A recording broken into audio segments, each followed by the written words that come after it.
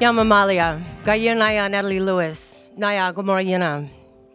I'm a guest on country and I want to pay my respects to the Yagara and Turrbal people. I can't see if Rafidi is still here. You are, that light's right there. When you sang this morning, I could feel Auntie's spirit here.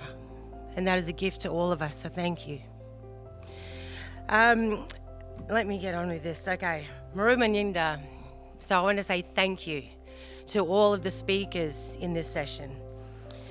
There is something poignant and powerful and beautiful when we hear young people speak in the language of our ancestors. And in each word that's spoken with pride and dignity, you honour them. Language breathes life into culture. It brings our stories into consciousness and it connects us to our history, to our community, and to a solid sense of identity. It expresses an understanding and an acceptance of our obligations to cultural continuity, the preservation of our connections to people and to place. Charlie, man, St. Margaret's might not have been built for you, but you have made it now that much safer for every young girl who steps in there after you. That's such an important contribution to have made, not just in that space, but to be able to lift that story and to remind all of us, mind you, every single person in this room who is responsible for implementing child-safe organisations and observing the universal principle for the right to cultural safety for all Aboriginal and Torres Strait Islander children that enter any space in this state. So I think it'd be really great to have Charlie come and do some work with us around cultural safety, what that looks like, what that feels like in every place that our kids step into. Takesha Yamabawa,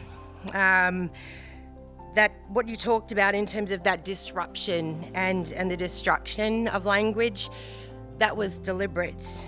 And every word that you are able to reclaim and restore is a victory.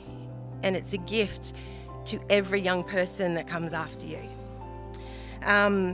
Maria, you talked about having clarity of purpose. Man, what a gift at your age, to be really that focused and committed around social justice and to have an understanding that to do that, you need a deeply grounded understanding, knowledge and love for who you are. And your culture and your ability to step into spaces and to make them mask-free zones, I think, is an aspiration that extends way beyond you and should reach every person in this room.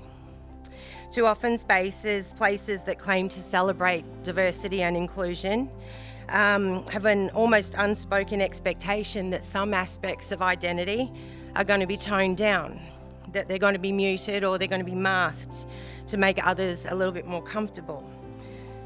I think that comfort robs us of an opportunity to learn and to experience and to be challenged and to celebrate. The optics of diversity is not progress.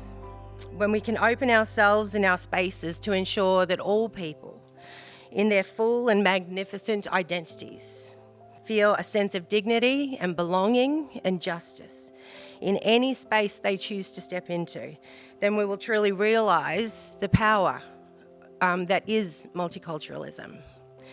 So I've left Kane to last because I've known Kane for a few years now. Bub, there is a certainty, a calmness and this sort of self-assured essence that you hold in your space here today. I've spent the last 25 years advocating that culture is integral to our children's safety, best interests. It's not supplementary. That connection and cultural identity is not a luxury, it's a lifeline. Shifting systems and minds is really hard work, but in moments like this, I know why it matters.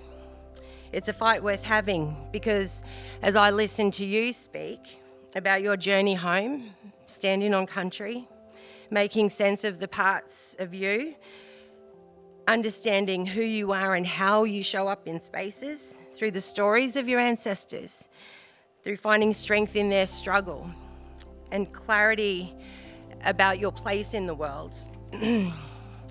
hearing you speak in language, dude, it tells me and every person here that fight to make sure that our kids grow up strong in identity, connected to kin, country, and culture is absolutely a fight worth having.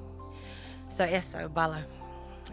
Culture connects children to the songlines of their ancestors and creates harmony with the place they belong to and the people that they love. There is no greater expression of love and care for our children than to provide a childhood that is deeply grounded in culture. So thank you.